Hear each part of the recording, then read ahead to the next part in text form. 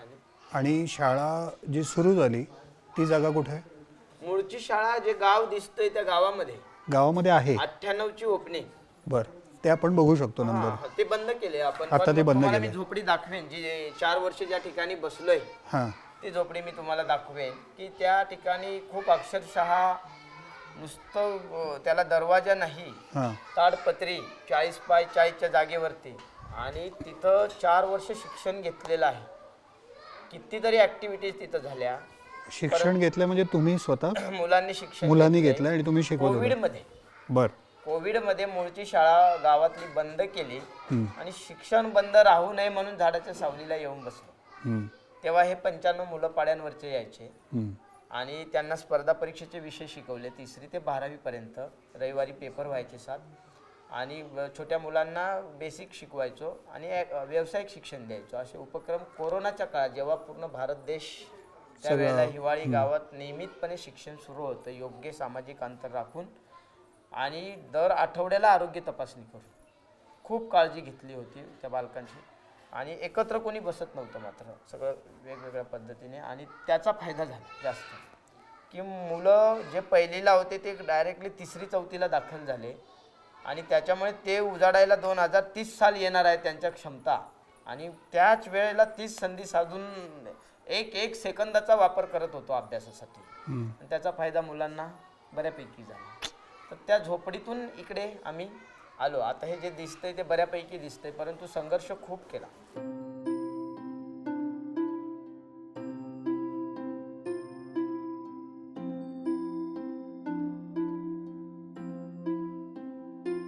1998 साली शाळा सुरू झाली ती हिवाळीमधली.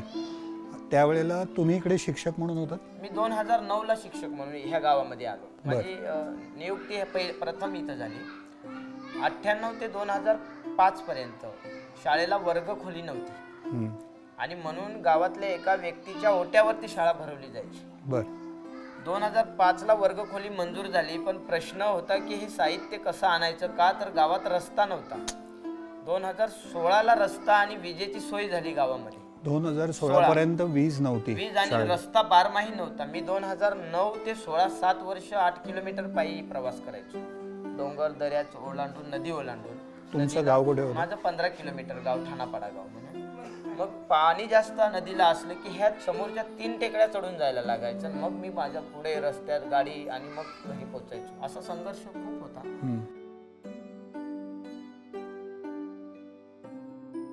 मग पहिली वर्गखोली जेव्हा गावकऱ्यांनी सर्वांनी डोक्यावर सर्व साहित्य वाहून एवढ्या अंतरावरून आणि ते वर्ग बांधून घेतलं होतं, ती मूळचं पाया घातला गेला. आणि आता त्याच्यानंतर आम्ही हे कळस चढवण्याचं काम करतोय.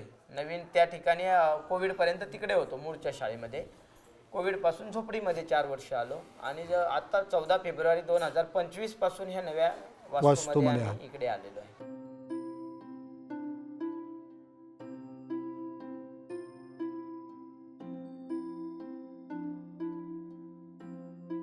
जेव्हा सुरुवात केली तेव्हा किती विद्यार्थी होते? सुरुवात केली तेव्हा 12 विद्यार्थी एकूण होते. 12 पैकी 5-7 विद्यार्थी नियमित, उरलेले विद्यार्थी पालकांसोबत स्थलांतरित. आणि का तर पर्याय नाही. आत्ताही 4 महिने रोजगार, म्हणजे रोजगार म्हणण्यापेक्षा घरी शेतीचं कामं असतात 4 ते 5 महिने, आणि उर्वरित काळ हा त्यांना रोजगारासाठी शहरामध्ये स्थलांतर करावंच लागतं आणि इतर गरजा भागवण्यासाठी. आणि म्हणून मुलं रेग्युलर राहत नव्हते, तर मानसिकता बदलायला वेळ लागला. मी बदलायला सुरुवात केली. गावात रोडलो, 1 विलेज 1 कलर केलं सगळ्यात आधी गाव मी. एक गाव एक कलर. आणि 2012ला माझ्या मुलींच्या नावाच्या नेम प्लेट, प्रत्येक घराची ओळख मुलींच्या नावे व्हावी, हा माझा पहिला उपक्रम होता. मग 1 विलेज 1 कलर, वरती लाल कलर, भिंतींना हिरवा कलर, आणि वेगवेगळ्या संदेशाच्या पेंटिंग्स काढल्या होत्या, स्लोगन्स काढले होते. मुलं त्या ठिकाणी यायचे आणि प्रत्येक घराच्या भिंतीजवळ उभे राहून माहिती द्यायची. गावाच्या समोर लाकडी कमान आणि त्या तिथं आदिवासी पारंपरिक वस्तू. आणि मग पुढे ज्ञानरचनावादी आरेखन त्या माझ्या स्कूलमध्ये. खाली त्या वरती 1-1 इंच जागा सोडली नव्हती. असे उपक्रम अनेक झाले. 2016 पासून सातत्याने भेटी झाल्या. आतापर्यंत शिक्षण क्षेत्रातल्या आणि सामाजिक क्षेत्रातल्या 1 लाखाहून अधिक भेटी झाल्या. या गावाची ओळख याच्यासाठी होती हम्म. आणि त्यांची मानसिकता बदलण्याचं काम खूप मोठं कठीण होतं. तो संघर्ष सोसल्यामुळे आज गावाची ओळख शिक्षणाच्या रूपाने होते, वा. एक वेगळ्या पद्धतीने. आणि ज्या ठिकाणी उभे आहोत त्या ठिकाणी 1.5 एकर मधून 1 एकर जमीन दान दिलेली आहे. ज्यांना काही रोजगार मिळत नाही अशा शेतकऱ्याने जमीन दान दिलेली आहे. आणि म्हणून हळूहळू हळूहळू हे घडत आहे.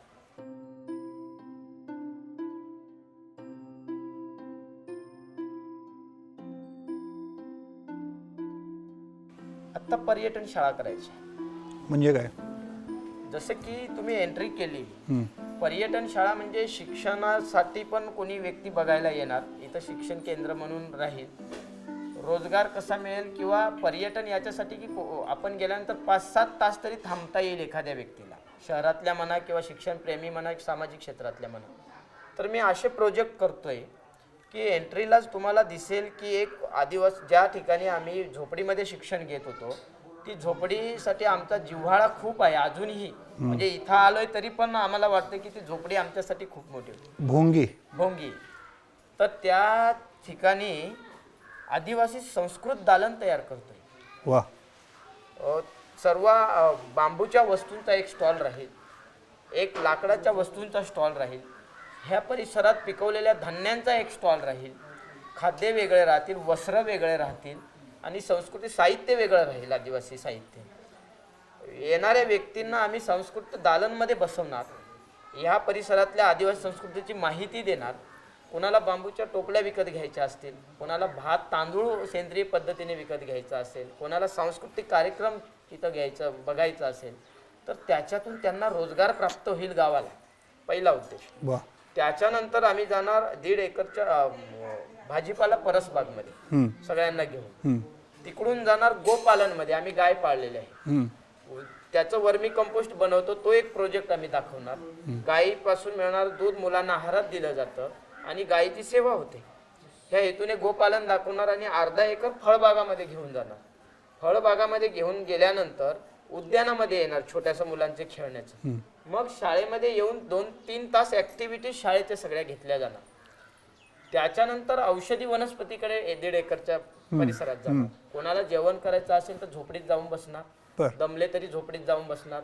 पक्ष्यांना हौद असेल, पक्ष्यांना धान्य असेल प्रत्येक ठिकाणी, प्राण्यांसाठी पाणी असेल आणि त्या झाडाचं कुठल्या आजारावर कुठलं झाड उपयोग आणि कशा प्रकारे वापरलं जातं, ह्या परिसरातले झाड आहेत.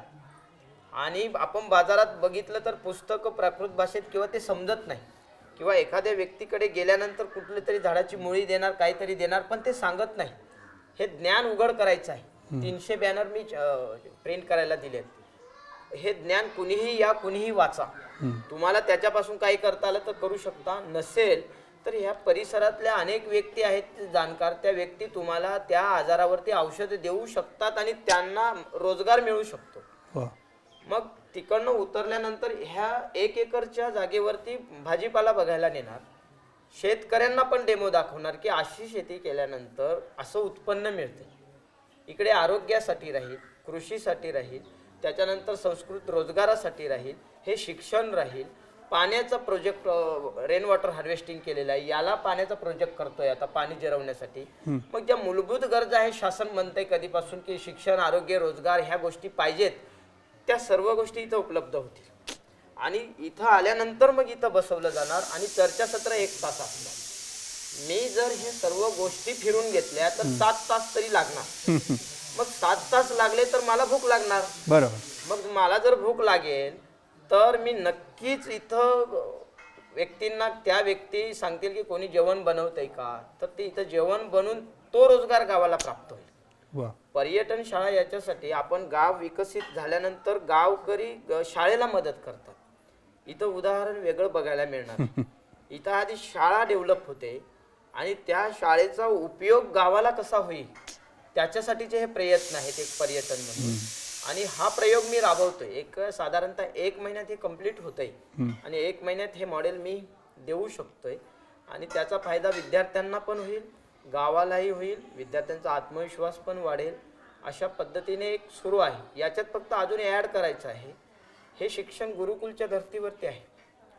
परंतु उद्या भविष्यात जग कुठे जाईल बरं. त्याचं पण शिक्षण त्यांना अपेक्षित आहे. तर त्याच्यासाठी मी काही प्रोजेक्ट डेव्हलप केलेत. Telescope lab, math lab, science lab, त्याच्यानंतर coding decoding, robotic lab, IT स्टुडंटने डेव्हलप केलेला एक प्रोजेक्ट आहे. असे 5-6 प्रोजेक्ट मी आता तयार करायला सुरुवात आहे. त्याच्यासाठी एखादं कोणी स्पॉन्सर असेल ते बघतोय की त्या जर लॅब इथं दिल्या तर मुलांना ह्या पद्धतीचं शिक्षण आणि आधुनिक तंत्रज्ञानाचं पण शिक्षण मिळेल आणि मुलांचा सर्वांगीण विकास व्हायला वेळ लागणार. आणि एकदा सर्वांगीण विकास झाला तर आम्ही नक्कीच स्पर्धेच्या युगात टिकणार आहोत.